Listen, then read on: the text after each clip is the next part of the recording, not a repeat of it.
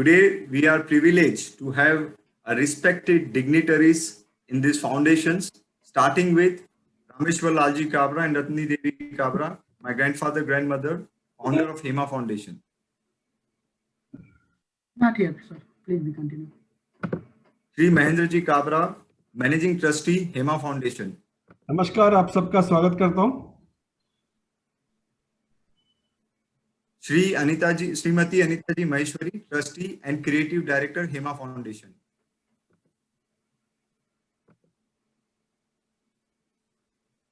आप सभी का नमस्कार और आप सभी का हेमा फाउंडेशन में बहुत बहुत स्वागत है। Doctor Chinu Agarwal, trustee, Hema foundation.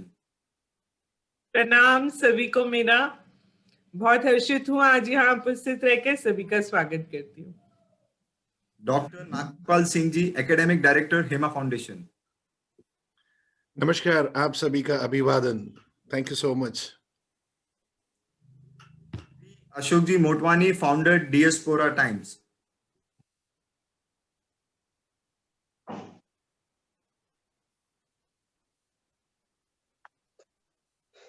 Doctor Narayan Iyer, CEO, IDF.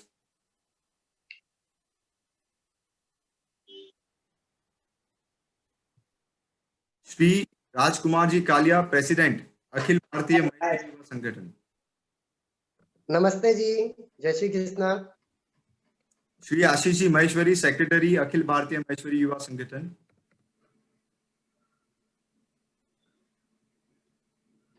Shri Rupesh ji Soni, vice president, Akhil Bharatiya Maheshwari Yuva संगठन।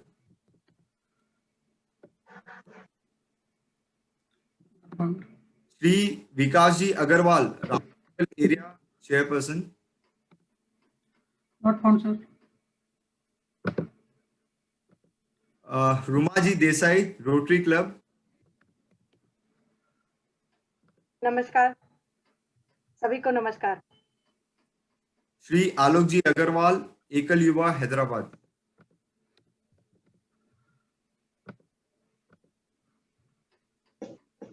Alok ji here. मैं अभी राजकुमार जी कालिया जी को स्वागत शब्दों के लिए आमंत्रित करता हूं। Thank you Sumit ji. अखिल भारतवर्षीय महेश्वरी युवा संगठन एवं हेमा फाउंडेशन द्वारा आयोजित आज के इस मनोरंजन एवं हंसी के बादशाह श्री दिलीप जी जोशी, जेठालाल जी के साथ परिचर्चा सत्र में आप सभी का मैं अपनी ओर से महेश्वरी युवा संगठन और हेमा फाउंडेशन की ओर से स्वागत अभिनंदन करता हूं। मैं दिलीप जी जोशी का भी आप सभी की ओर से स्वागत अभिनंदन करता हूं। निश्चित ही आज उनके साथ परिचर्चा से काफी कुछ हमें सीखने और समझने को मिलेगा। Thank you.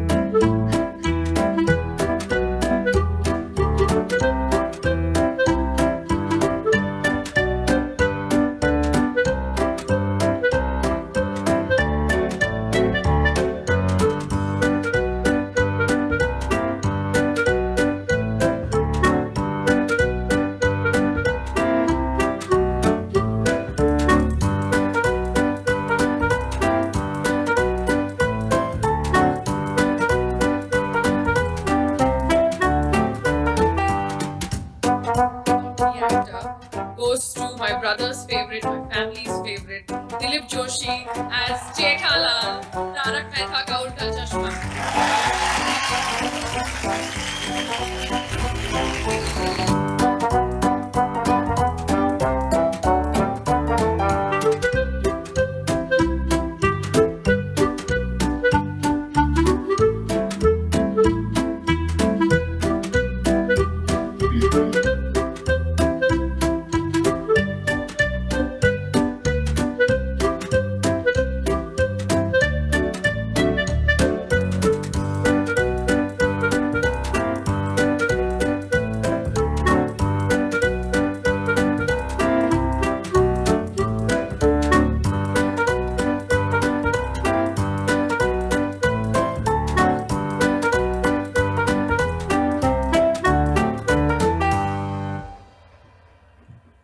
सुंदर लाल जी के माय डियर जीजाजी, तारक मेहता के परम मित्र, नत्थू काका के सेठ जी और टप्पू के पापा, और हमारे सबके लोकप्रिय, जी हाँ, श्री जेठालाल जी गड़ा उफ दिलीप जी जोशी, मैं आपका हार्दिक स्वागत करता हूं आज इस हेमा फाउंडेशन की तरफ से।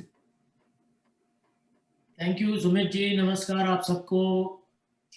बहुत बहुत शुक्रिया आज आपने मुझे इस जो ये सम्मान दिया है उसके लिए, और बहुत खुशी हो रही है आप सबको मिल करके, आप सबको देख करके, और आशा करता हूँ कि आज का ये जो हमारा जो वार्तालाप है वो हम दोनों के लिए, मतलब आप इससे भी मुझे कुछ सीखने को अच्छी अच्छी बातें मिलेगी, ऐसी आशा रखता हूँ मैं। सर ये आपका बड़प्पन है। पहले तो मैं आपको बधाई देना चाहता हूँ कि आपने 3000 एपिसोड्स कंप्लीट कर लिए। अब इसको ये एपिसोड्स बोले या हैप्पीसोड्स बोले, ये लोग ही डिसाइड कर रहे हैं कि आपने इतने साल तक लोगों को हंसाया। सर आप लोग, आपका पैशन करीबन बचपन से ही था एक्टिंग करने का। आपने शुरुआत की एक चाइल्ड प्ले आर्टिस्ट की तरफ, फिर आपने गुजराती नाटक में काफी समय तक काम किया, आपने बॉलीवुड में भी एंट्री ली, और आज इस धारावाहिक मनोरंजन के सुपरस्टार बन चुके हैं। करीबन 12 साल से आप अवार्ड जीतते आ रहे हैं।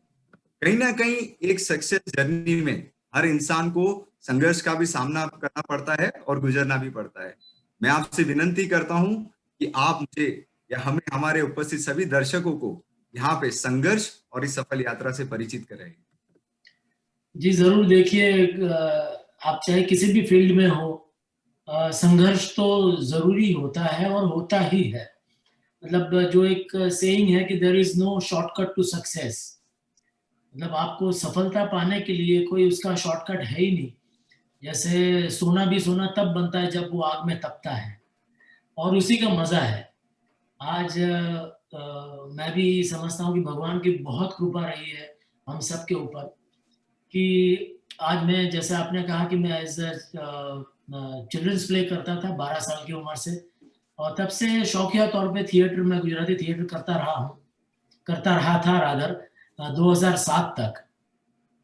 मतलब 1977 से 2007 तक लगातार मैंने थिएटर किया, और वहाँ जो मुझे ट्रेनिंग मिली, जो एक तपस्या आप कह सकते हैं, उसके फलस्वरूप आज ये जो सीरियल भगवान ने मुझे एक दी है, तो सारा जो मेरा अनुभव का निचोड़ है मुझे आज काम आ रहा है इस सीरियल में, मेरे इस जेठालाल के किरदार को निभाते हुए।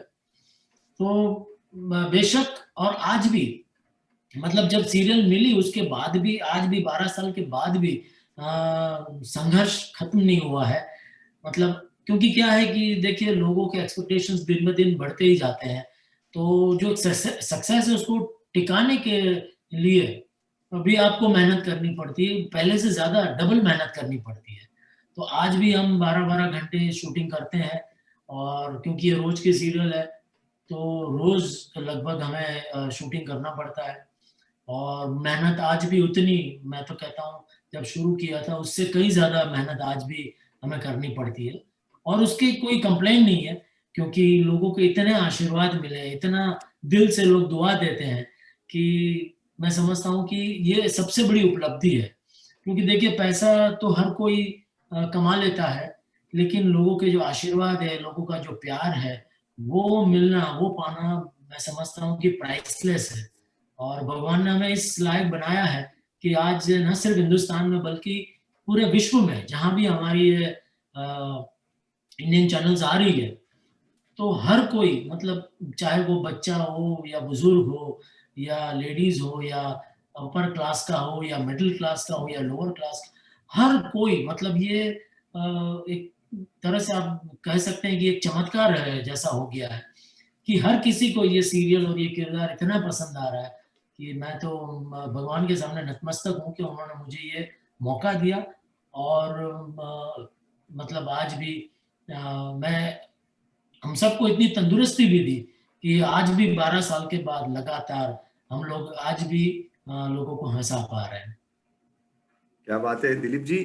कहीं ना कहीं मैं आपके बारे में जब पढ़ रहा था तो आपने बताया कि 2007 से 2008 तक एक संघर्षपूर्ण पीरियड आपका रहा था, तो उसके बारे में अगर आप हमें बताएं कि एक पीक पे पहुंचे, आपने इतनी हिट फिल्म हम आपके कौन है, मैंने प्यार किया, फिर भी एक इंसान को एक संघर्ष से गुजरना पड़ता है ऐसा, और आपने उस वक्त कैसे अपना संविधान निकाला, उसके बारे में बताइए। नहीं जरूर, क्योंकि क्या हुआ कि 2007 में मेरा जो प्ले था तो वो 2006 से हमने किया था प्ले, वो खत्म हो गया 2007 में। और एक सीरियल भी जो मैं कर रहा था वो भी खत्म हो गई। तो वो एक बीच में 1 साल का पीरियड ऐसा रहा कि बिल्कुल ही काम नहीं था मेरे पास। मतलब ना कोई फोन आ रहे थे किसी सीरियल को लेकर या किसी, ना कोई नाटक की कोई चर्चा, मतलब उसकी भी कोई ऑफर नहीं थी। लेकिन मैं मेरा सौभाग्य समझूंगा कि इसी दौरान मुझे ये BAPS स्वामीनारायण संस्था का सत्संग मुझे मिला। मेरे एक दोस्त देवल भाई पंड्या, वो अच्छे सत्संगी है, हम कॉलेज में साथ में पढ़ा करते थे। तो उन दिनों कुछ किसी कारणवश वो मुझे मंदिर ले गए और मंदिर का इन हाउस कुछ वो लोग बच्चों को कुछ मतलब एक्टिंग की शिक्षा, क्योंकि वो इन हाउस वो लोग एक छोटे से मतलब नाटक जैसा वो करते थे वहाँ के जो बाल मंडल होता है मंदिर का, कि जिससे बच्चों को अच्छी शिक्षा मिले, मतलब कुछ इंस्पिरेशनल छोटे छोटे प्लेस वो करते थे। तो उनको एक ऐसा कोई मतलब कोई आर्टिस्ट चाहिए कि जो बच्चों को सिखाए कि मतलब अच्छी एक्टिंग के लिए क्या करना चाहिए। तो मेरे दोस्त ने मेरा नाम सजेस्ट किया और मेरे सौभाग्य से मुझे वहाँ जाने का सद्भाग्य प्राप्त हुआ। और वहाँ के संतों के साथ जो मेरी मुलाकात हुई, जो बातें हुई, तो मुझे बहुत मज़ा आया। और काफ़ी सारी चिंताएं उस वक्त मन में चल रही थी, दुविधाएं चल रही थी, क्या करें अब, कौन सी, मतलब ऑलमोस्ट 20-25 साल से इस लाइन में मैं कार्यरत था और ऐसा वक्त कभी आया नहीं था पिछले, मैं समझता हूँ 25 साल में, कि एक नाटक अगर खत्म होता था तो 3-4 महीने में कोई दूसरा नाटक मिल जाता था, या कोई सीरियल खत्म होती थी तो वापस 6-7 महीने में एक और कोई सीरियल मिल जाती थी। ये पहली बार ऐसा हुआ कि काफी लंबे समय तक कुछ काम नहीं था। लेकिन मुझे श्रद्धा थी भगवान के ऊपर, और मैं बस अपने आप को यही कहता था कि ये जो तूफान के पहले की शांति है, ऐसा मान के चलते हैं कि एक तूफान आने वाला होता है, उसके पहले एक ठहराव सा हो जाता है, एक शांति सी आ जाती है। तो मैं अपने आप को मोटिवेट यही करता था कि ये तूफान के पहले की शांति, और एक्चुअली हुआ भी ऐसे कि ये बाद में ये जो सैलाब आया काम का, ये तारक मेहता का उल्टा चश्मा के जरिए, कि आज तक अभी पीछे मुड़ के देखने का मौका मिला नहीं है और ना ही घर पे बैठने का मौका मिला। तो लगातार ये बस चल रहा है। तो मैं बहुत भगवान का शुक्रगुजार हूँ कि उन्होंने मुझे बहुत सही वक्त पे ये सत्संग भी दे दिया, मैं कहूँगा, क्योंकि ये जो पॉपुलैरिटी है वो मतलब हर किसी का मतलब दिमाग अगर हिला दे, ऐसी पॉपुलैरिटी है। मैंने खुद ने भी कभी ऐसा सोचा नहीं था कि भाई लोग इतना आपके काम को सराहेंगे, आपके पीछे इतना आप पागल हो जाएंगे, मतलब आपके ऑटोग्राफ लेने के लिए, मतलब इतनी बड़ी तादाद में लोग आपको मिलने के लिए, और कभी सोचा नहीं था। लेकिन भगवान ने बहुत कृपा की और बस हिम्मत दी मुझे। और मैं समझता हूँ कि जब भी आप अगर बुरे वक्त से अगर गुजर रहे हो तो भगवान के ऊपर छोड़ देना चाहिए, क्योंकि मैं समझता हूँ करता हरता वही है, हमसे तो कुछ नहीं हो पाता है। हम मुफ्त में शेखी मार दें कि भाई हमने ये किया है, हमने वो किया, अगर उनकी इच्छा नहीं है तो मैं समझता हूँ एक सूखा पत्ता भी हम पेड़ से नहीं तोड़ पा सकते। क्योंकि बड़े बड़े तीसमार का हमने देखे हैं कि जब बीमार हो जाते हैं तो वो एक अपनी उंगली भी नहीं हिला सकते। बड़े बड़े बॉक्सर मोहम्मद अली जैसे हमने देखे हैं कि अंत समय में ऐसी हालत हो जाती है, एक बीमारी ऐसी आ जाती है कि वो एक समय के इतने बड़े दिग्गज बॉक्सर जिसे कहते हैं कि जो पूरी दुनिया का कोई उनके सामने खड़ा नहीं रह पाता था, आज उसकी भी दुर्दशा ऐसी हो गई। तो मैं समझता हूँ कि भगवान से बढ़कर और कोई शक्ति नहीं है। आप अगर समर्पित हो जाओ तो जैसे माँ बाप कभी अपने बच्चे का बुरा नहीं सोचते हैं, हमेशा उसके बारे में अच्छा ही सोचते हैं, तो हम भी भगवान के पुत्र हैं, सुपुत्र हैं। तो बस उनके ऊपर आप छोड़ दो सारी चिंताएं, तो भगवान उसमें से आपको जरूर कोई ना कोई रास्ता दिलाएगा। बहुत बहुत धन्यवाद दिलीप जी। और आपने जिस तरीके से धैर्य और साहस रखा उस पीरियड के वक्त, और आज उसका नतीजा हमको देखने मिल रहा है। भगवान ये आशीर्वाद हमेशा बनाए रखे और इसी तरह से आप भी हम लोगों को हंसाए रखे। जी जी। एक चीज मानना पड़े, आप प्रमुख स्वामी जी महाराज को बहुत मानते हैं, तो उसके कुछ गुरु मंत्र जो आपने अपनी निजी जिंदगी में भी अमल किए और आप हमें भी मार्गदर्शन करना चाहेंगे? जरूर। मैं उनके बारे में जो पढ़ रहा था लिटरेचर, तो उसमें से एक वाक्य जो उनका है मुझे इतना अपील कर गया कि उनका एक वाक्य है कि दूसरों की खुशी में अपनी खुशी, in the joy of others lies our own. अभी ये ऐसा सेंटेंस मैंने आज तक कभी सुना नहीं था, क्योंकि आमतौर पे इंसान को, हम सबको क्या होता है कि भाई कोई भी आप चीज ले लीजिए कि भाई मेरा क्या है। आप चाहे कोई बिजनेस करें या कुछ किसी को मिलने जाए या कुछ भी हो, तो आपका सबसे पहला विचार यही आता है कि भाई इसमें मेरा क्या है, मुझे क्या प्राप्त होने वाला है। तो उन्होंने इस जो आई है, जो मैं हूं, उसको ही मिटा दिया है कि भाई पहले दूसरों को खुशी दो तो आपको अपने आप खुशी मिल जाएगी। तो ये वाक्य मुझे वो टच कर गया। और मैं, हालांकि मुश्किल है आज के जीवन में इस तरह से जीना कि भाई दूसरों के लिए आप पहले जियो और अपने लिए बाद में जियो, क्योंकि आमतौर पे आपके इर्द गिर्द दुनिया ऐसी है कि जब सब अपनी रोटी सेकने पे तुले हुए होते हैं कि भाई हमारा क्या है, तो उसमें अपना ना सोच के दूसरों के बारे में सोचना, तो मैं समझता हूँ कि ये बहुत ही उम्दा विचार है और मैं उसी विचार को लेकर के चलता हूँ। और यकीन मानिए इतनी शांति मिलती है मन के अंदर कि कई बार जैसे 12 साल तक लगातार ये काम करते रहे, कभी कभी ऐसा हो जाता है कि बहुत हो गया ये, लेकिन फिर याद आता है कि जो जिस तरह से लोग आशीर्वाद देते हैं, जो प्यार देते हैं, जो कितने लोगों के ऐसे लोग मिले हैं कि जो डिप्रेशन से बाहर आ गए हैं ये सिर्फ सीरियल देख करके। तो ऐसे ऐसे किस्से हैं कि वो फिर मैं उनको याद करता हूँ कि भाई चलो भगवान ने हमें ये अपॉर्चुनिटी दी है। और हमारे गुरु परम पूज्य प्रमुख स्वामी महाराज ने भी मतलब एन वक्त तक उन्होंने लोगों की सेवा ही की है, कभी अपने बारे में नहीं सोचा है। तो मैंने सोचा कि हम तो उनका अगर 0.1% भी अगर हम अपने जीवन में उतारे तो डेफिनेटली अपना भी भला होगा, लोगों का भी भला होगा। तो बस यही विचार को लेकर के मैं चलता हूँ। क्या बात है, दूसरों की खुशी में अपनी खुशी, जरूर अमल करने की कोशिश करेंगे दिलीप जी। ये जो तारक मेहता का जो शुरुआत है ये कैसे हुई सर, और ये तारक मेहता का उल्टा चश्मा नाम कैसे आया, मतलब ये कैसे पड़ा? ये लोगों में जिज्ञासा आज भी रहती है। तो दरअसल जो सारे किरदार हैं ये हमारे गुजराती के बहुत बड़े लेजेंडरी ह्यूमरिस्ट हैं, तारक भाई मेहता, जो अभी इस दुनिया में नहीं है। हाँ, ये तारक भाई जो आपने फोटो देखा है, तो ये सारे किरदार ये इनके बनाए हुए हैं। और ये चित्रलेखा नामक एक जो मैगजीन गुजराती में आता है, तो उसमें आई थिंक 1972 के करीब ये एक वीकली कॉलम उन्होंने शुरू की थी, दुनिया ने ऊंधा चश्मा ये नाम से। तो हमारे जो प्रोड्यूसर साहब है आसित कुमार मोदी जी, तो उन्होंने फिर उनका हिंदीकरण करते हुए तारक मेहता का उल्टा चश्मा ऐसा कर दिया कि दुनिया को आप सीधे चश्मे से तो हर कोई देखता है, तो ये उल्टे चश्मे से अगर आप देखो तो उसमें से आपको काफी कुछ उल्टा पुल्टा नजर आएगा। तो ऐसा आई थिंक मुझे लगता है आसिफ भाई का ये रहा होगा। But basically it is Tarak भाई का जो टाइटल था दुनिया ने ऊंधा चश्मा, तो उसी को थोड़ा सा इधर उधर करके ये टाइटल दिया है। तो आसिफ भाई को बहुत सालों से ये इच्छा थी सीरियल बनाने की, तो काफी सालों से वो कोशिश कर रहे थे और कई चैनल में उन्होंने कोशिश की, लेकिन कुछ मौका मिल नहीं रहा था।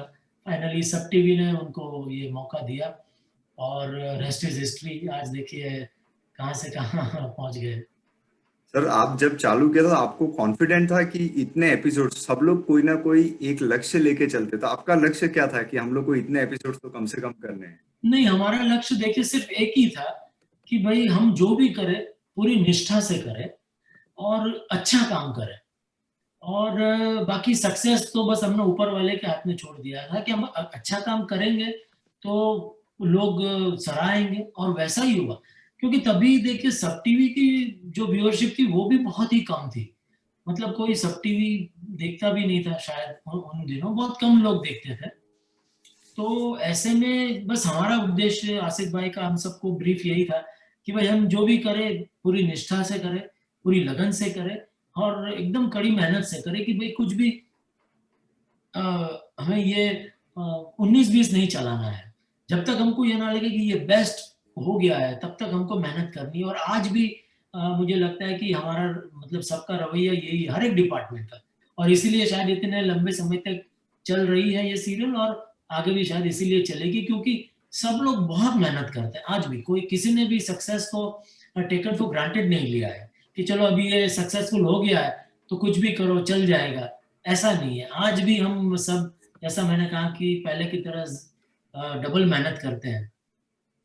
तो ये जो एक लक्ष्य है, क्योंकि बाकी तो किसने सोचा होगा या किसी ने नहीं सोचा था कि ये इतना लंबा चलेगा। मतलब 3000 एपिसोड आप किसी को कहे तो कोई मानने, मतलब अब्रॉड में तो देखिए सीजन वाइज सीरियल्स होती है कि 6 महीना 26 एपिसोड एक सीरियल चलती है, फिर 6 महीना ब्रेक लेते हैं वो लोग, फिर वापस अगले साल 6 महीना 20-26 वीकली एपिसोड आते हैं। जबकि ये रोज की कॉमेडी करना और ऐसी सात्विक कॉमेडी करना कि जहाँ पूरी फैमिली एक साथ मिलकर के देख सके, ये वाकई में आसिफ भाई जो हमारे प्रोड्यूसर, उनको जितना हम लोग सराहे उतना कम है। क्योंकि मेन जो स्क्रिप्टिंग है वो देखते हैं राइटरों के साथ रोज इतनी मेहनत करनी और लगातार नए नए टॉपिक चुनना, उसको सिलेक्ट करना, उसको लिखवाना, तो मतलब ये बहुत बहुत बड़ी बात है। सर ये 3000 एपिसोड्स या हैप्पीसोड्स बोलना ज्यादा अच्छा रहेगा क्योंकि आपने 12 साल निरंतर लोगों को हंसाया रखा है आज हमको। सर इसी से जुड़ा एक सवाल है, लाइक हेमा फाउंडेशन जीवन मूल्यों पर आधारित एक नैतिक संस्था है और कहीं ना कहीं आपका भी सीरियल संस्कार, सात्विकता और मनोरंजन पर, इन जीवन मूल्यों पर आधारित है। कहीं ना कहीं सात्विकता और मनोरंजन को दोनों जुड़ाए रखना और 12 साल तक लोगों को हंसाना, ये बहुत ही कठिन कार्य है। ये आप लोग कैसे मैनेज कर पाते थे? नहीं, बेसिकली यही, क्योंकि देखिए पूरी जो हमारी टीम है बहुत सात्विक टीम है, और आज भी इसीलिए मुझे लगता है कि किसी में कोई अहम नहीं है, कोई ईगो प्रॉब्लम नहीं है, सब एक साथ मिलकर के एक परिवार की तरह हम लोग काम करते हैं, और इसीलिए शायद इतना लंबा ये चल पाया है। और जैसा आपने कहा कि नैतिकता, कि भाई सब लोग मिलजुल करके बिल्कुल नैतिकता से काम करते हैं, पूरी निष्ठा से काम करते हैं कि ये सबका एक सबको एक साथ के मिल, जो जैसे कहते हैं कि हमारे गुजराती में भी कहते हैं कि जहाँ संप होता है वहाँ लक्ष्मी का वास होता है। तो ये हमेशा हमें ध्यान रखना है कि सात्विकता बहुत जरूरी है हमारे जीवन में। और आप जो भी रिलीजन में आप मानते हो, जो भी आप जिस किसी भगवान में मानते हो, वो रिलीजन में मानना, भगवान में मानना भी बहुत बहुत जरूरी है। क्योंकि आजकल कई यंगस्टर्स ऐसे मिलते हैं कि जो उनको रिलीजन या स्पिरिचुअलिटी या ऐसा कुछ, उसमें कुछ इंटरेस्ट नहीं है, बस यही मौज शौक और उसी में रत रहना है और उसी में उनका लगाव रहता है। लेकिन मैं समझता हूँ कि हमारी जो संस्कृति है, जो रियल संस्कृति है, कि भाई हमारे जो बड़े बुजुर्ग का आदर करना, हमारे माँ बाप का आदर करना, घर में अगर हमारे दादाजी है, दादी है, नाना है, नानी है, उनका आदर करना, वो अगर कुछ कहे तो सुनना, और हमेशा मतलब एक सद्विचार से रहना, पूरे मिलजुल के घर में रहना, तो ये मुझे लगता है कि अपने आप में एक बहुत गुणकारी है। क्योंकि आप वेस्ट में भी देखिए अभी सब लोग हमारी संस्कृति की ओर ज्यादा आ रहे हैं, और ये कई दुख की बात हमें देखने को मिलती, कुछ यंगस्टर्स वेस्ट की तरफ वो लोग जा रहे हैं, उनकी संस्कृति को अपनाना चाह रहे हैं, जबकि हमारे पास तो बहुत इतना उम्दा ये है हमारी संस्कृति।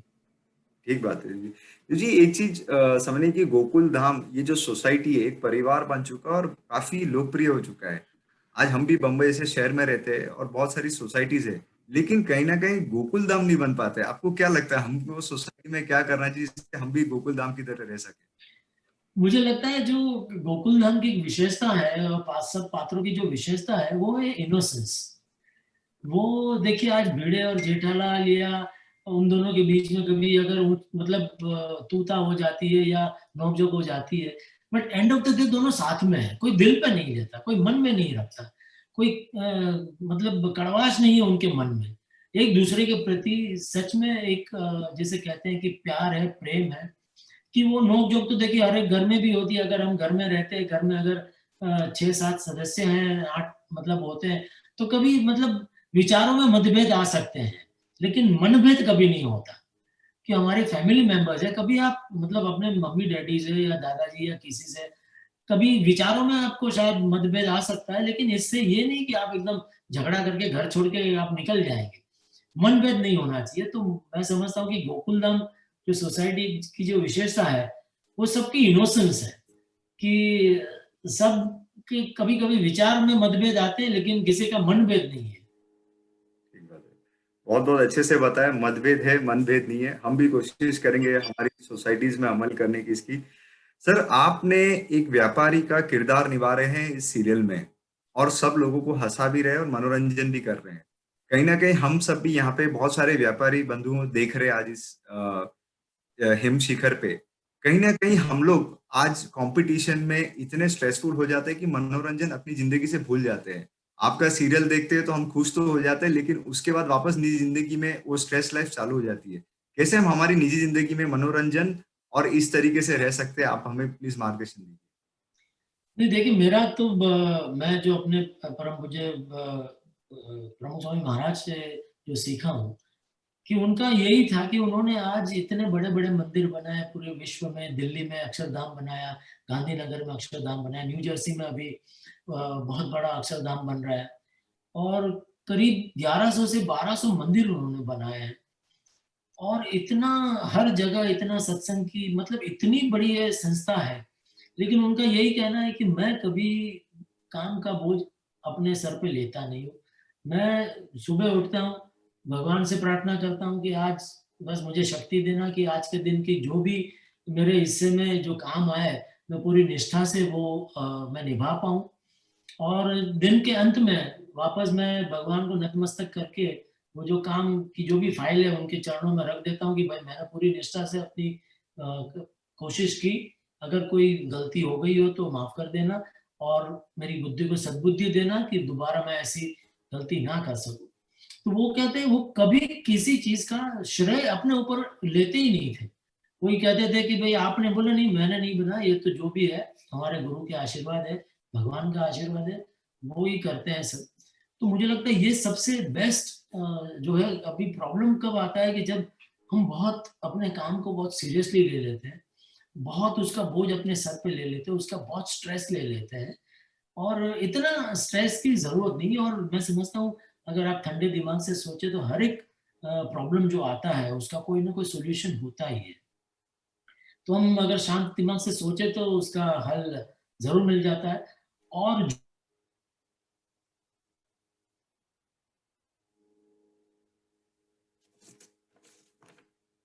कि आप अगर कोई डिसीजन ले रहे हैं तो वो गलत ले रहे हैं या सही ले रहे हैं। आप अपने मन की सुनोगे आपको पता चल जाएगा कि भाई हाँ ये गलत है, तो गलत हमें नहीं करना है, जो सही है वही करना है। क्या होता है दिलीप जी, अभी इन दिनों में हालात देखा है, आप सोशल मीडिया में काफी एक्टिव हो रहे हैं, इंस्टाग्राम पे भी आ गए, 1 मिलियन फॉलोअर्स आपके हो चुके हैं, लेकिन एक टाइटल आपने बहुत जोरदार दिया है उधर भी, माँ कसम दिलीप जोशी। ये टाइटल कैसा है और आप एक 4-5 महीने में 1 मिलियन फॉलोवर, कैसा लग रहा है आपको? अरे दरअसल मैं तो बहुत ही सोशल मीडिया पे मैं बिल्कुल ही नहीं था, लेकिन फिर किसी ने मुझे बताया कि कोई मेरे नाम से इंस्टाग्राम पे चला रहा है, अपना कोई ऐसा अकाउंट चला रहा है, और वो कुछ तो फैंस को भी शायद ऐसा लगेगा कि मैं हूँ, जबकि मैं नहीं हूँ। तो मुझे लगा कि भाई लोगों के लिए भाई उनको पता, क्योंकि कई क्या होता है कि हमारे जो विचार है वो अपने विचार से कुछ ऐसे उटपटांग वहां डाल दे सोशल मीडिया में, तो जितने फैंस है उनको ऐसा लगता है कि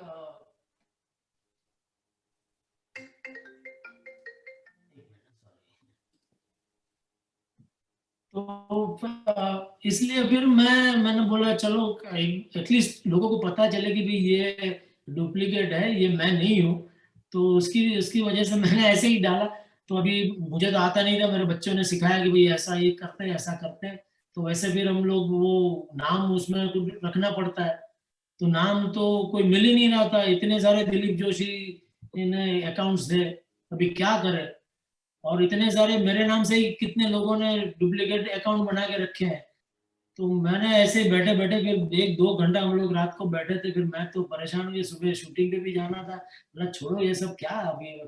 तो मैं बोला एक काम करो, वो डाल दो, माँ कसम मैं ही दिलीप जोशी हूँ, तो और बाकी सब फेक है ऐसा अगर डालो तो वो मिल गया, तो अभी वही चल रहा है। क्या बात है। मैं जो लोग फॉलो नहीं कर रहे प्लीज फॉलो कीजिए माँ कसम दिलीप जोशी जी को। तो आप काफी लोकप्रिय और काफी लोग आपके बारे में जानते हैं, लेकिन कुछ हम और जानना चाहते हैं आपके निजी जीवन के बारे में। आपने तीनों चीज में किरदार निभाया है, गुजराती प्ले में भी, बॉलीवुड पिक्चर में भी काम किया और सीरियल एक्टिंग में भी काम किया है। इन तीनों में से आपको सबसे ज्यादा किस में मजा आया है अभी तक? नहीं देखिए, आप किसी भी थिएटर आर्टिस्ट को आप पूछेंगे तो वो यही कहेंगे कि भाई सबसे ज्यादा मजा एक कलाकार को रंगमंच पे ही आता है। थिएटर का जो मजा है वो तो मतलब उसका कोई पर्याय ही नहीं है, क्योंकि आपको एक साथ 1000 लोग आपको आपके एक डायलॉग पे हंस रहे हैं, ताली बजा रहे हैं, तो दैट इज प्राइसलेस मोमेंट। आप चाहे करोड़पति हो या अबजपति हो, लेकिन वो जो फीलिंग है वो आप खरीद नहीं सकते। वो अगर आप में हुनर है, आप में टैलेंट है, आपका टाइमिंग सही है, तो ही वो 1000 लोग आपके लिए हंसेंगे या आपके एक शब्द पे हंसेंगे, आपको ताली बजा के आपकी सराहना करेंगे। वो अगर आप में टैलेंट है तो ही वो ऐसा करेंगे। और वो जो इंस्टेंट एक जो फील है वो आप मुझे नहीं लगता किसी भी मीडियम में मिल सकता है। बट हर एक मीडियम का अपना अपना एक ये है, क्योंकि थिएटर है, देखिए वो उसकी रीच वो सीमित है कि वो एक ही टाइम पे वो थिएटर में जितने 800-1000 लोग आ सकते हैं वही आपका ये जो परफॉर्मेंस देख पाते हैं। अब सीरियल तो ग्लोबल हो गया है, तो आपने एक बार एक एपिसोड में जो काम किया वो आज पूरी दुनिया में, पूरे विश्व में लोग देख सकते हैं, अपने घरों में बैठ के देख सकते हैं, जब जी चाहे तब देख सकते हैं। तो उसका ये एक फायदा है। फिल्म तो एक अपने आप में अलग ही एक चीज है, वो भी एक हिस्ट्री बन जाती है कि आपने अगर एक फिल्म में कर दिया तो आज से 100-200 मतलब सालों के बाद भी कभी कोई अगर कोई फिल्म देखेगा तो उसमें आप देखेंगे आपका परफॉर्मेंस एक मतलब उसमें फिक्स मतलब रह जाएगा उसमें, तो एक यादगिरी के तौर पे वो भी रह जाता है। सर तो मीडियम का एक अलग मजा तो है डेफिनेटली।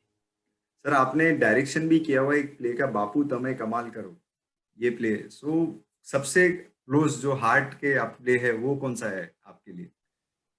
डेफिनेटली मैं कहूँगा बापू तमे कमाल करे, क्योंकि इसमें ये सुमित और अमित और हम तीनों ने इतने मजे किए, इतना मजा आता था वो प्ले परफॉर्म करने में, और ऑडियंस तो हंसती ही थी। और एक बात उसमें ये हुई कि बहुत सारे यंगस्टर्स इस प्ले को देखने बहुत आते थे। उन दिनों मुझे लगता है कि अहमदाबाद में, सिर्फ अहमदाबाद में हमने 100 शोज किए थे, और अहमदाबाद में इतने यंगस्टर्स आते थे, और ऐसे यंगस्टर मतलब किसी ने 7 बार देखा है, किसी ने 8 बार देखा है, फिर मतलब बहुत इसकी फैन फॉलोइंग थी, और हमको भी इतना मजा आता था वो प्ले करने में। और इस प्ले को लेकर के हमने सारी टूर भी बहुत की। लंदन में हमने परफॉर्म किया, अफ्रीका में किया, केन्या में किया, सिंगापुर में किया, ऑस्ट्रेलिया, फिर अपने दुबई, मस्कत, हर जगह काफी जगह हमने इस प्ले को परफॉर्म किया। हर जगह बहुत लोगों को बहुत मजा आया और हमको भी बहुत मजा आया। सर आज भी बहुत लोग देख रहे हैं, दर्शक यहाँ पे करीबन आप विश्वास नहीं करेंगे 6500 लोग आज भी अभी देख रहे हैं लाइव आपको यहाँ पे। सर मैं अगले सवाल पे जाना चाहूंगा, आप क्रिकेट प्रेमी हैं, आपका फेवरेट क्रिकेटर कौन है? पहले गावस्कर थे और फिर सचिन तेंदुलकर के आने के बाद सचिन जी है। मुझे मालूम पड़ा आप लॉर्ड्स के मैदान पे जब गए थे तो वहां की घास भी उठा के लेके आए थे इंडिया नहीं, वो मैं नहीं, वो सुमित उठा के लाए थे। हम ये बापू तो मैं कमाल करी की टूर पे गए थे लंदन, तो सुमित भी बहुत ही बड़ा फैन है क्रिकेट का। तो मैं उसके पहले जा आया था लॉर्ड्स देखने के लिए, तो मैंने उसको बोला कि भाई ऐसी लॉर्ड्स की टूर है कि वहाँ पूरा ये लोग स्टेडियम दिखाते हैं, प्लेयर्स के जो चेंजिंग रूम है वो दिखाते हैं और पूरा टूर कराते हैं लॉर्ड्स का। तो बोला वो तो जाना ही चाहिए। तो हम लोग दोनों गए और फिर वो ग्राउंड पे तो आपको अलाउड नहीं है जाना, बट ग्राउंड के नजदीक तक वो ले जाते हैं। और उस वक्त सुमित ने वो जो हमारा टूर ऑपरेटर था उसका ध्यान नहीं था, तो उसको ध्यान चुरा करके उसने थोड़ी सी 1-2 घास उसने ले लिया। बोले इससे बड़ा सुविनियर और क्या हो सकता है, तो ये ले लिया था। But it's a fantastic feeling. Sir आपके वैसे सेट पे काफी बड़े बड़े एक्टर्स आ चुके हैं, अमिताभ जी आ चुके हैं और भी आ चुके हैं। आपको आपके फेवरेट एक्टर कौन है और किन के साथ आपको उधर मिलके मजा आया? मेरे तो बस एक ही है, बच्चन साहब। बचपन से उनको देखते आ रहे और मैं उनका बहुत बड़ा फैन हूँ। और उस दिन जिस दिन वो हमारे सेट पे आए थे, क्योंकि मुझे एक इच्छा थी एक बार उनके साथ काम करने की, तो फिल्मों में तो कभी मौका मिला नहीं, लेकिन भगवान ने ये मौका दे दिया कि बच्चन साहब हमारे सेट पे आए हमारे एपिसोड में, तो एक ही फ्रेम में उनके साथ खड़े रहने का मौका मिला। तो वो पल तो मैं जिंदगी भर कभी भूल नहीं पाऊंगा कि भगवान ने ये मुझे मौका दिया। और वाकई में ये बच्चन साहब से जितना सीखे उतना कम है। कि एक उनके इंटरव्यू में मैंने पढ़ा था कि उनको पूछा था किसी ने कि सर आपको मद्रास में वो फिल्म की शूटिंग में दाढ़ी वाड़ी लगा के वो बैठे थे बाहर धूप में, कड़ी धूप में, कंबल अम्बल ओढ़ के, जो उनका कॉस्ट्यूम था। आई थिंक अनुपम खेर जी के किसी एक उसमें उन्होंने कहा है, तो अनुपम जी ने उनसे पूछा कि सर आपको गर्मी नहीं लग रही है? तो बच्चन साहब ने बोला कि गर्मी के बारे में सोचता हूँ तो गर्मी लगती है, नहीं सोचता हूँ तो नहीं लगती है। तो ये बहुत बड़ी बात है, बहुत सीखने लायक बात है। हाल ही में एक दूसरा उनका वाक्य मैंने सुना, वो भी बहुत ही इंस्पिरेशनल है। कि वो कहते हैं कि अगर शरीर को आप जितना आराम देंगे उतना वो ज्यादा आराम मांगेगा, जितना आप उससे काम कराओगे उतना ज्यादा वो काम करेगा। तो ये भी बहुत ही सीखने लायक बात है। और बच्चन साहब तो ऑन स्क्रीन ऑफ स्क्रीन जिस तरह से वो पेश आते हैं, वाकई में उनसे जितना सीखे उतना कम है। ठीक बात है सर, आपके नहीं बचपन से ही बच्चन ये सबके दिलों में है और हम भी उनके फैन हैं। सर आप फेवरेट फूड सीरियल और रियल दोनों में जलेबी फाफड़ा अधिकतर देखा जाता है, तो ये सही है? हाँ मुझे पसंद है जलेबी फाफड़ा, लेकिन मैं इतना नहीं खाता हूँ। मैं एक जो अपने दशहरे के दिन जो एक रिचुअल है हर गुजराती घर में कि दशहरे के दिन जलेबी फाफड़ा आता है और खाते हैं, तो मैं भी हाँ साल में 3-4 बार खा लेता हूँ। बहुत पसंद है मुझे जलेबी फाफड़ा, लेकिन सेहत का ध्यान रखते हुए थोड़ा सा कंट्रोल रखना पड़ता है। ठीक है सर, आपके फेवरेट को स्टार तारक मेहता के उल्टे चश्मे में? मेरे फेवरेट को स्टार वैसे तो मैं कहूँगा कि सभी है, क्योंकि सभी के साथ इतना मजा आता है काम करना। तो किसी एक का नाम लेना तो मुश्किल है, क्योंकि हर एक के साथ, चाहे दिशा जी हो जो दया का किरदार निभाते हैं, अपने चंपक लाल हो, अमित भट्ट, अपने भिड़े जी हो, शैलेश भाई हो, सभी के साथ इतना मजा आता है। किसी के साथ भी सीन हो तो इतना मजा आता है, कभी भी ये नहीं लगता है कि अरे यार इनके साथ कहाँ, ऐसा आज तक एक भी दिन ऐसा नहीं हुआ कि। फिर अब्दुल अपने चार्ली भाई, वो भी बहुत पुराने हैं, तो उनके साथ भी बहुत मजा आता है। मतलब हर एक आर्टिस्ट के साथ वाकई में बहुत मजा आता है। सर एक लोग यहाँ पे बहुत उत्सुक है सुनने के लिए आपका फेवरेट डायलॉग, जो भी आपको लगता है तारक मेहता में बोलते, तो अगर आप बोल के बताएंगे सबके लिए। अभी सबसे फेवरेट तो सबका फेवरेट तो यही है, बबीता जी। जो बबीता जी को देख के जेठालाल की आंखें चार हो जाती है। लेकिन भगवान की कृपा है कि कई जैसे बुजुर्ग कभी दादी माएँ होती है या नानी माएँ होती है, वो भी अगर कहीं मिल जाते हैं तो उनको भी वो पसंद आता है। वो मुझे सुन के बड़ा ताज्जुब लगता है। और मैं समझता हूँ कि मैं उसकी जो पायसनेस है, इसका मतलब कि मैं वो पायसनेस को बरकरार रख पाया हूँ कि जेठालाल की आंखों में वो विकार नहीं है, वो इनोसेंस है। तो उसकी वजह से शायद वो हर किसी को वो अपील कर रहा है। क्या बात है सर। सर आप लोग इतना व्यस्त रहते हैं, मैं आपके बारे में समझ रहा था कि एक फैक्ट्री की तरह आप चला रहे हैं पूरा 12 साल से कंटिन्यूस, और 12 घंटे की शिफ्ट करीबन रहती है आपकी। और आपको कैसे आप संतुलन बनाए रखते हैं अपने रियल परिवार में और बाकी जो तारक मेहता का उल्टा चश्मा उस परिवार के बीच में, कैसे आप बनाए पाते हैं? नहीं मतलब जब भी वक्त मिलता है तो डेफिनेटली फैमिली इज फर्स्ट, और फैमिली का सपोर्ट बहुत है मैं कहूँगा, क्योंकि अगर उनका सपोर्ट ना होता तो आज इतना लंबा इतना अच्छा काम मैं नहीं कर पाता। क्योंकि बैक ऑफ माइंड आपको अगर घर में अगर कोई प्रॉब्लम है, कोई चिंता है, तो वो बैक ऑफ माइंड वो डेफिनेटली असर करता है, आप अपना 100% काम में नहीं दे पाते। तो घर पे जो एक शांति का जीवन है, उसके लिए मैं अपनी वाइफ, अपने बच्चे, मम्मी डैडी, बापू जी, सबका बहुत मैं मतलब शुक्रगुजार हूँ कि भगवान ने इतनी अच्छी फैमिली दी है और हम सब मिलजुल करके एक साथ रहते हैं। और जब भी वक्त मिलता है, जब भी थोड़ा सा फ्री टाइम मिलता है, तो मैं फैमिली के साथ ही बिताता हूँ, क्योंकि मैं कहीं और पार्टी वगैरह में कहीं जाता नहीं हूँ और कोई दूसरे कोई ऐसे शौक है नहीं खास। तो जो भी बचा हुआ टाइम है वो फैमिली और शूटिंग, तो ये दो में बैलेंस हो जाता है। सर आगे हम आपको एक्सपेक्ट कर सकते हैं आप गुजराती प्ले वापस करेंगे कभी? नहीं जरूर, क्यों नहीं, क्योंकि वो थिएटर तो देखिए पहला प्यार है, वो तो कभी छूट नहीं सकता है।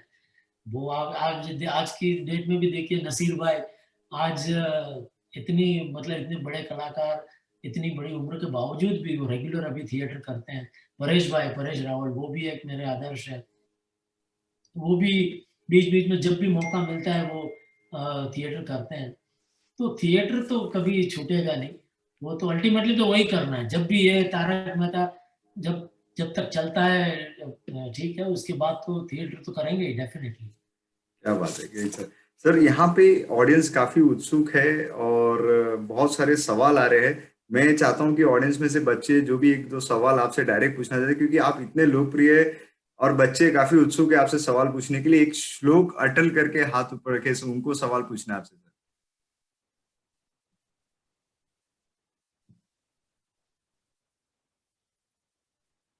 श्लोक अटल या जो भी बच्चे एक दो हाथ या Shlok you can ask.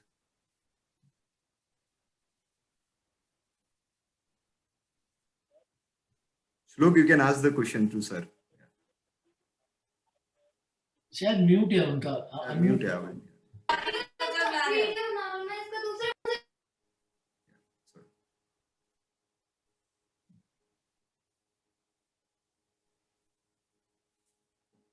Sir एक सवाल सर पंकज राठी पूछना चाहते हैं आपसे एक सवाल। जी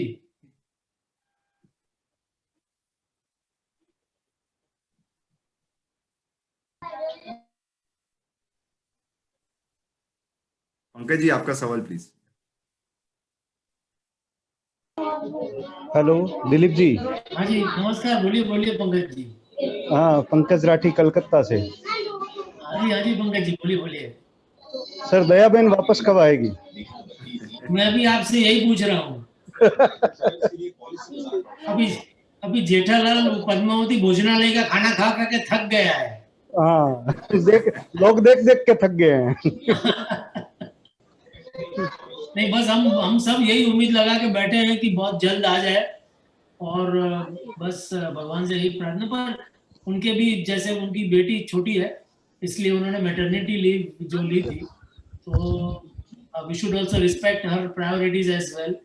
तो मुझे लगता है कि जब भी आई थिंक उनको थोड़ा सा कंफर्टेबल होगा तो डेफिनेटली आ जाएंगी। Sir I am big fan. जी जी जी। मिथिलेश जी बजाज को पूछना एक सवाल।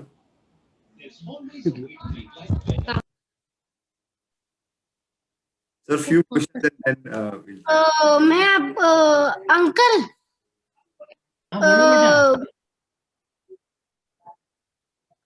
अंकल आपको अभी चश्मा लगा हुआ है, तो जब आप तारक मेहता में रहते तभी आप चश्मा क्यों नहीं पहनते? मेरे को ये सवाल है। आपका चेहरा मुझे ठीक से दिखाई दे इसलिए मैंने चश्मा पहना है।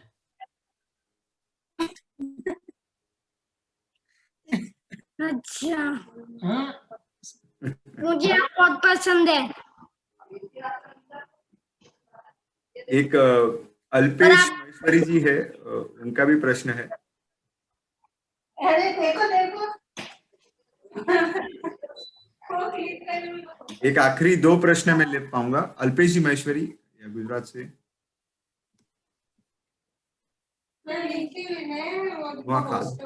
हेलो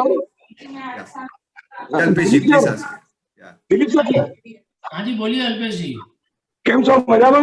बस बस મજામાં સાહેબ, એકદમ મજામાં। બસ સાહેબ, બસ ભુજ ક્યારે આવવાનું છે? ભચાઉ ક્યારે આવવાનું છે? બસ આ કોરોના જાય એટલે અમે બધે નીકળવું જ છે હવે બારે।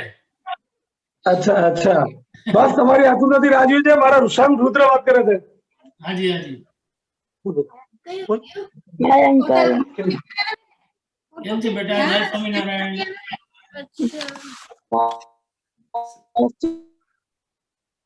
सर लास्ट एक सवाल और है, लखोटिया जी का है। नट्टू काका की सैलरी कब बढ़ेगी? सेम।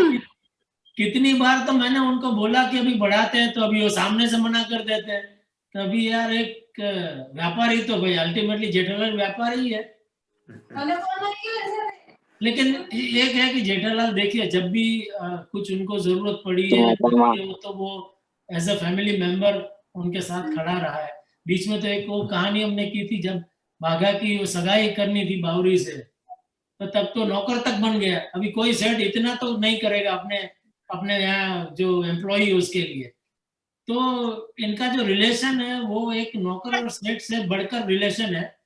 तो यहाँ पैसे तो है जरूरी, लेकिन पैसों से ज्यादा ये जो क्या कहते हैं कि जो रिलेशन है वो बहुत इंटरेस्टिंग है। और मुझे लगता है शायद जेठालाल नट्टू काका और उनके लिए अलग से कुछ सेविंग कर रहे हैं, क्योंकि अगर नट्टू काका को दे दिया तो फिर नट्टू काका सब बहुत दरिया दिल है, तो सब इस्तेमाल कर लेंगे। प्रियंका पेरीवाल पूछना चाहती है question. Priyanka Periwal sir, in the mean time मैं एक और क्वेश्चन ले रहा हूँ कि आपका फेवरेट एपिसोड आपका कौन सा है? लोगों के लिए तो सब एपिसोड बहुत, आपका सबसे प्रिय एपिसोड कौन सा है? अरे बाप रे, 3000 एपिसोड में से कोई एक एपिसोड चुनना तो बहुत ही मतलब बहुत मुश्किल तो काफी सारे वैसे काफी सारी कहानियां हैं। जब एक था कि जब दया ने मौन व्रत ले लिया था, वो वाली कहानी। पाकिस्तान वाली जो स्टोरी है जब जेठालाल अचानक वो जहाँ वो गए थे घूमने कच्छ भुज, वहां से अचानक ऊंट पे वो पाकिस्तान चला जाता है वो वाली कहानी काफी इंटरेस्टिंग थी, वो करने में बड़ा मजा आया था। या Priyanka ji your question please. Mute पे प्रियंका जी।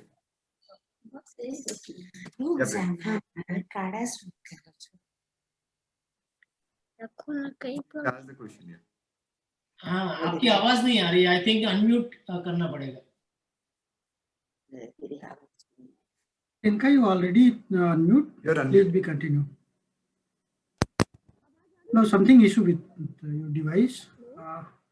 या प्रियंका जी आवाज प्लीज। आवाज नहीं आ रही है आपकी प्रियंका जी। एक नेक्स्ट ले लेते हैं अरविंद तब तक, क्योंकि लास्ट सर आपका शर्ट के बारे में तारीफ हो रही है। शर्ट कैसे? आपके शर्ट के भी फैन है, आपके तो है ही। हाँ नहीं, ये हमारे एक मित्र है आसिफ भाई के, बोरीवली में NV2 करके उनका शॉप है, तो वो भी जेठालाल के बहुत बड़े फैन है। तो शुरू में जो शर्ट हम पहनते थे, तो अचानक वो एक दिन आ गए, आसिफ भाई का कांटेक्ट किया उन्होंने कि भाई मुझे जेठालाल के जो शर्ट है वो मुझे बनाने दीजिए, मुझे कोई पैसा नहीं चाहिए, मैं उनके लिए बस मैं उनका फैन हूँ।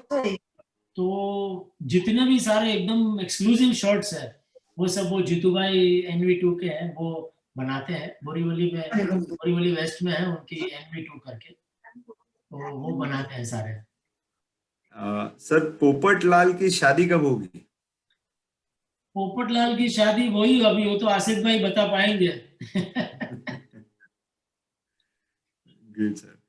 सर तनीश करके एक लड़का, यंग लड़का है, उसको पूछना है। Tanish, yeah Tanish you want to ask? Last 2 questions. आपसे बात करनी है। हाँ बोलो बेटा। मेरी दादी, मेरी मम्मी, मैं और पापा आपका पूरा सीरियल देखते हैं। अच्छा, आधा नहीं देखते हैं ना, पूरा देखते हैं? पूरा। हमेशा बराबर पूरा ही देखने का। कभी कभार बारिश आ जाती है तो देख नहीं पाता हूँ। हाँ वो टाटा स्काई में वही प्रॉब्लम है। मुझे भी यहाँ मेरे घर पे भी वही होता है, क्या करें फिर। बारिश भी जरूरी है, बारिश नहीं हो तो फिर कैसे अनाज उगेगा। बंद करना। लेकिन तुम अपने दादी दादा मम्मी पापा सबका रिस्पेक्ट करना बेटा। कितने भी बड़े हो जाओ उनको भूलना नहीं, उनको छोड़ के कहीं जाना नहीं। सर एक लास्ट 2, सरिका लखोटिया जी।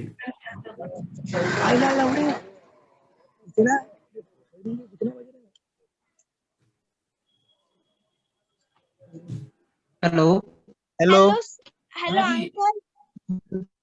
यस। हेलो अंकल, आप जब पाकिस्तान के जेल में थे तो आपको क्या क्या महसूस हुआ? आप पाकिस्तान के जेल में थे तब आपको कैसा महसूस हुआ? मुझे बहुत रोना आ रहा था बेटा कि मैं कब अपने घर जाऊंगा, कब मैं दया से मिलूंगा, कब बापूजी से मिलूंगा। बहुत चिंता हो रही थी। वो शूट कैसा हुआ था? वो शूट कैसा हुआ था आपका अंकल? सॉरी? वो कैसा हुआ था आपका? वो शूटिंग उसका तो बेटा यहाँ मुंबई में ही हुआ था। मुंबई में और आप पाकिस्तान में?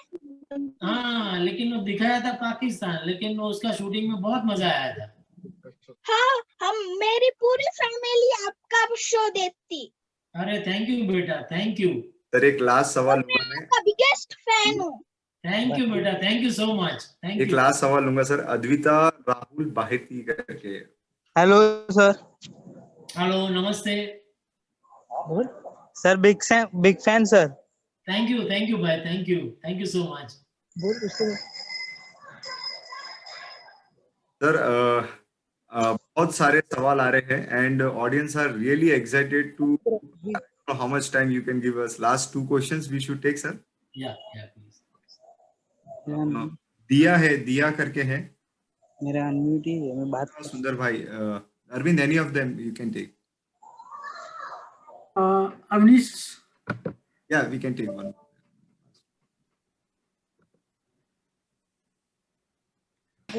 जल्दी बोले सर। सर मुझे पूछना है कि पोपटलाल की शादी कब होगी? पोपटलाल की शादी बेटा जब भी होगी आपको शादी में जरूर बुलाएंगे। चलिए, thank you very much sir. आपने बहुत विनम्रता से सब क्वेश्चंस का हमको आंसर दिया। समय की मर्यादा रखते हुए we have to close this. Sir बहुत बहुत धन्यवाद। दिलीप जी, एक लास्ट आपसे मैं, जो युवाओं यहाँ उपस्थित है और काफी बच्चे को मार्गदर्शन आप क्या देना चाहेंगे? बस सभी बच्चों को मैं यही कहना चाहूंगा कि आप हमेशा अपने बड़ों का आदर करें और हमेशा भगवान की पूजा करें। आप जिस भगवान में भी मानते हो उस भगवान की पूजा करें और व्यसन से हमेशा दूर रहे और पढ़ाई में मन लगा के काम करें। हर एक प्रायोरिटी होती है। अभी जैसे बच्चों के लिए अभी पढ़ना जरूरी है तो आप मन लगा के पढ़िए, फिर जब काम कर रहे हैं तो मन लगा के काम कीजिए। और जिस क्षेत्र में भी आप जाए, चाहे कितने भी आप बड़े क्यों ना हो, पूरी दुनिया में आपका नाम क्यों ना हो, लेकिन आप कभी अपने रूट्स को ना भूले, अपने माँ बाप को ना भूले और अपनी संस्कृति को ना भूले। बस यही मैं कहना चाहूँगा आज के इस युवा पीढ़ी को, क्योंकि युवा पीढ़ी हमारे देश का भविष्य है और जो चाहे वो कर सकती है। बहुत बहुत धन्यवाद दिलीप जी। मैं मेरे पिताजी से निवेदन करूंगा आपको थैंक्स बोले। धन्यवाद जी। हाँ जी, नमस्कार दीप भाई। इतनी सरलता से नमस्ते। इतनी सरलता से, इतनी सहजता से आपने ये सारे उत्तर दिए, दिल प्रसन्न हो गया आपका। हेमा फाउंडेशन नैतिक शिक्षा के पाठ्यक्रम के लिए बल देता है, उसका पाठ्यक्रम बनाया गया है। आप उस नैतिक शिक्षा के वाहक बने और आज का आपका ये जो संदेश है, ये हमारे लिए बहुत ही आभार रूप में व्यक्त करता हूं मैं आपका। आपका हमारा हेमा फाउंडेशन के और हिम शिखर के इस कार्यक्रम में आप पधारे और आपकी विनम्रता को प्रणाम करते हुए आपको वापस धन्यवाद देता हूँ। शुक्रिया, शुक्रिया जी, शुक्रिया। बहुत बहुत धन्यवाद। Stay tune. अगले जो आने वाले हैं व्यक्तित्व, वो वास्तविकता में देश के गौरव है और उन्होंने जो कार्य किया है उसके लिए देश और हम देशवासियों का हमेशा सलाम रहेगा। मैं उनका नाम और दिनांक बहुत ही जल्दी हम बताएंगे आपको। Stay tune. मैं आप सब आमंत्रित करता हूँ वंदे मातरम के लिए। धन्यवाद। वंदे मातरम।